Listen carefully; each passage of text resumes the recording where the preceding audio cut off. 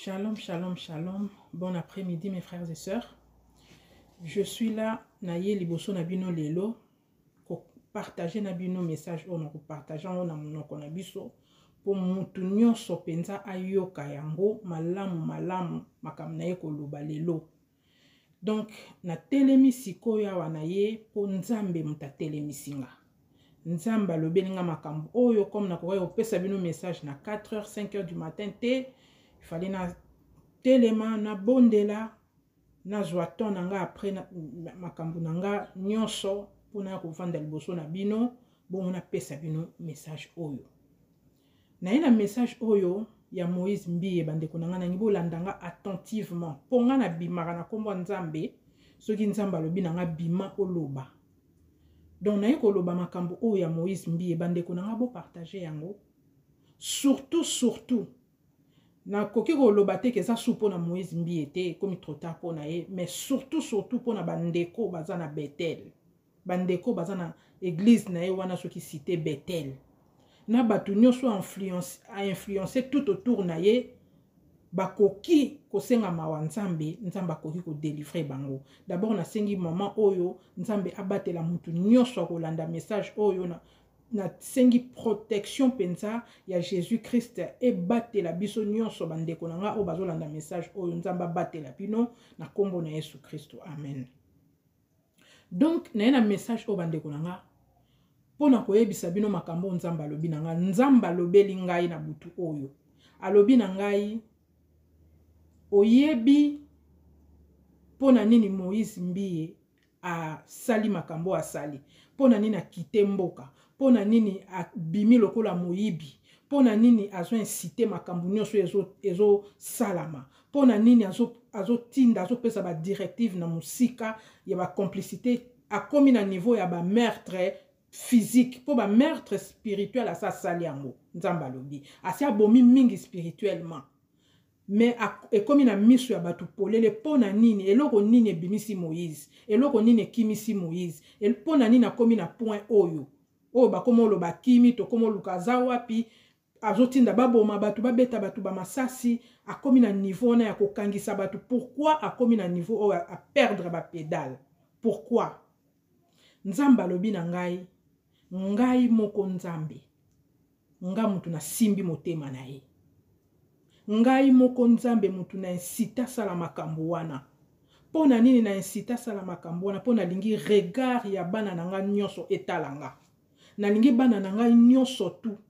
bapesa miso epa nanga. Na lingi bana nanga tangu nazo sala makambo oyo bayeba ke ngai nzambe na bango eza basini oyo nazo pesa bango. Nzamba pesinga Exode 5:1. Nzamba tindi na Exode 5:1 nzamba tindi Moïse ayebisi kende koyebisa nani Pharaon atika bana nanga babima a libérer peuple na ngai po ba célébrer ngai po ba kumisa ngai. Pharaon azongiseli Moïse alobi nzambe wana nde nani ponga na banga ye na banga kombo na ye na yebi ete na kotika bana na ye te na kotika peuple oyo te na bakokende epai moko te na kangi bango. Moïse azongi ake koyebisa nzambe ke na yebisi ye nzambe maboyi kotika bana na yo. Nzambe ayebisi Moïse na Exode 10. L'Éternel dit à Moïse kende koyebisa Pharaon atika bana nanga mais na yebisi yo nga mutu na endurcir motema ya Pharaon. Nga mutu na komisi motema na ye makasi. Potango azosala mutu makasi wana bino botia miso epai na ye. Potango na kobeta ye na kofrape ye bino nyonso boyeba makasi nanga. Voilà eloko nzambe asali na Moïse. Nzambe ye moko muta bimisi Moïse alobi ye moko muta kimisi ye moko muta tie na désert kokima o Moïse aza kokima nzambe alobi nanga Moïse azokende vers la mer Rouge. Moïse azokende tout droit na mer Rouge. Mais eloko eza ya grave eza ke nzamba yebisi ngai Moïse azokende ye moko te na mer Rouge. Moïse a memi milimo ya batu oyo azokima na bango mbangu na mer Rouge. Bato Moïse azokima na bango na mer Rouge ezali bandimi na ye, ba fanatique na ye, bato bazana ye. na ba complice na epo musala o Moïse azosala eza singa nzamba lobi nanga eza singa mulai neti réseau me ya bandoki ya misala mabe ya kopesa ba sacrifice na kokoma esika wana ya ba sacrifice na bazemi oyo alongolisi mwana oyo tina nango ye moko aza nani o nzambe a revelenga nzamba lobi na koyebisaka o likambo soki ekoya na kotinda yo yebisa na bana nanga na koyebisa ope oyo ebombana na kolakisa ope oyebisa na bana nanga. Donc Moïse tina akimeli Moïse mbiye eza nzambe ye moko muta endurcir motema na ye. Ezali po azo memaye na mer rouge. Ezali po azo memaye na destruction na ye. Me kokende Moïse azo kende nzamba lobi ki azali kokende ye moko te. Non seulement azo kende na milimo oyo akanga na kati ya église wana Bethel, mais azo kende na ba complice na ye pe. O bazana ndaku na ye alobi les gens de sa maison. Donc maison o bavandaka ndaku ya bonganga. Po bazana nzambe na bango. Ndaku na bango ya bonganga. Donc bato baza complice o basala ka misala moko na ye. Nzambe alobi akobeta ebele. Nzamba lobi bango nyonso tout. Donc en fait Moïse akokende ye moko te. Bande ko na pesa ki message moko na yebisa ki bino po nzamba zo insister ne sika wana. Na yebisa ki bino nzamba pesinga révélation moko la kisinga ba photo ya batu, ba photo misatu na boyi ko tia kombo wana lelo po naza na besoin nango lelo na nutepo na ko zongela ngo po nzamba lobelinga ngo me na zongi na ko fona zonga na makola nzambe po pesa nga message mobimba. Na lobaki nzamba la kisinga ba photo na kati ya ba photo na la kisaki ngelongi ya mutu moko même ndeko tozaki na ye o azo poser ba question frère Alain atuna kinga lobi po na yo sœur Adassa ba photo na mibale eza banani na yebisaki clairement que na kati ya ba photo wana Moïse azali moko na bango Moïse ozanga te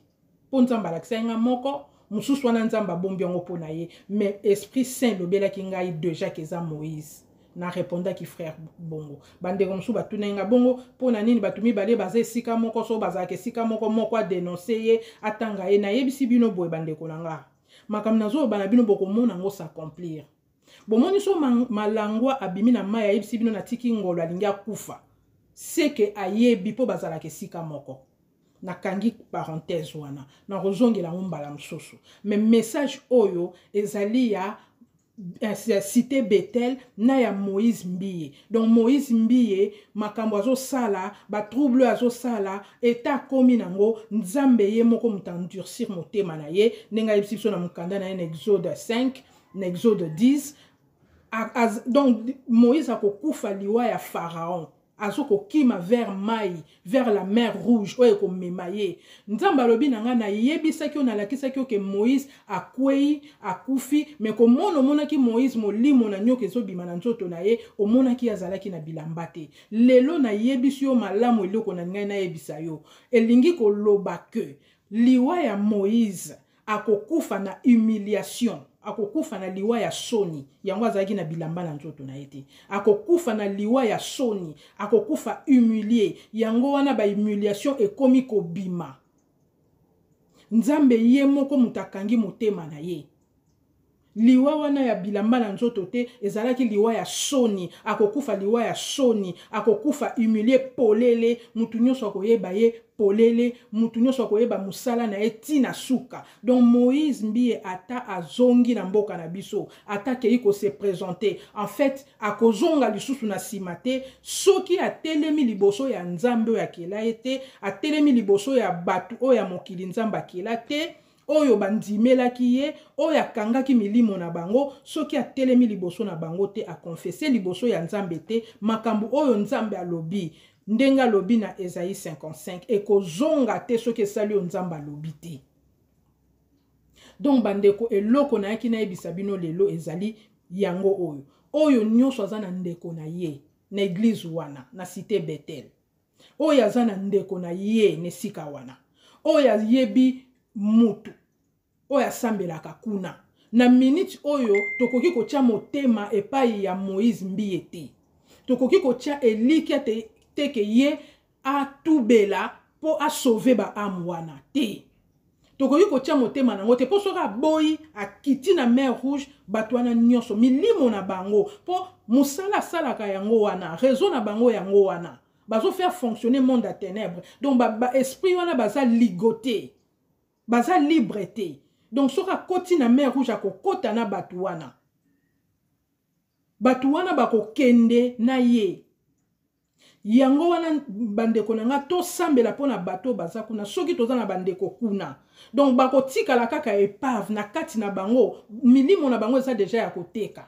bakotikala kaka ba épave ya pamba couverture libanda me na kati na bango molimo eza ya koteka donc makambo eloko mwa malongo esama na vie na bango eza te baroke na perdition ndenge peuple ya Israël finalement le nzamba délivrer bakende kitango pharaon atiki bango bakota ki kanate bango nyonso po eloko etikala ki kati na bango te incrédulité eza na kati ya motema na bango a transmettre bango eloko mususu moyeba yokela nzambe eza te yango to bondela pona bango nzamba simba mitema na bango babima. Donc, en ce qui en est, bazemi oyo Moïse Mbi azolongolisa Moïse Mbi lui-même bandeko nanga na yebisi bino nzamba lobi Moïse Mbi ye moko aza sirène ya mibali bazalaka yango azolongolisa bazemi yango azolongolisa mwana wana bazemi bana wana bazana bango bana normal te il faut ça la bongo po pesa bango za ba sacrifice bana wana bazo vivre quelque part et puis mwana nyonso abotama na mokili o Moïse Mbi ya bota so aza quelque part aluka délivrance ba parents ya mwana wana mama ya mwana wana aluka délivrance ba délivrer mwana wana po mwana wana azana misala na kati na ye semence ya Moïse eza semence ya nzambe te o eza na kati na yo apesi eza ya nzambe te donc place nyonso tu oyo ya tika mwana wana fo ba délivrer ye fo aleka na délivrance yango wana azako mema basi eza Eliane ye moko te pona ntoyoki te bana nyonso to ya longoli ba semence nyonso ya tchaki azo pesa bango quelque part azana sirène na ye babalana ye moko pe azana sirène et ces gens là batu batuni balobi ndenge nini Eliane bakoki ozwa 3 fois de suite balongoli sezemi batu wana bazana l'art de parler bandeko bazali na pouvoir wana ba pesa bango na munoko na se alolemo soki alobi fo yoka il faut pesa o ya sengi soka lobi ko résister te c'est ce que mutu wana azala ngo azo utiliser loko wana yango utiliser na Eliane mwana na biso yango utiliser na basi ebele ba victime wana nyonso ba Mireille wana nyonso baza ba victime na ye bango nyonso baza ba victime na ye azana semence oya pesi basi wana nyonso fo bazwa délivrance Eliane fo bazwa délivrance Mireille wana fo bazwa délivrance basi nyonso fo bazwa délivrance oya koyoka message oyo nzamba lobaka kaka na minoko ya bana na ye ya basali na ye ngana komisi message ndeko na ngai sauver âme tinda message oyo mutu nyonso aza na cité Bethel ayokango ngai o batiaka commentaire wana lelo penza na sengi bango batia commentaire balobaka nzambe na nga kosi bakoma nanu nde bakomaka yeyo Moïse tozomona yete nani asimbi motema Moïse il y a un Dieu qui existe nzambe ye moko mutaza sima nango nga nazala na tembe na nzambe te na longolaka te na bakisaka te mutu nyonso ayoki message ndeko na ngai tinda yango mutu aza na Bethel abima po akokende na mer rouge na Moïse Mbi e ekozala mawa po na ba amwana bakomona nzambe te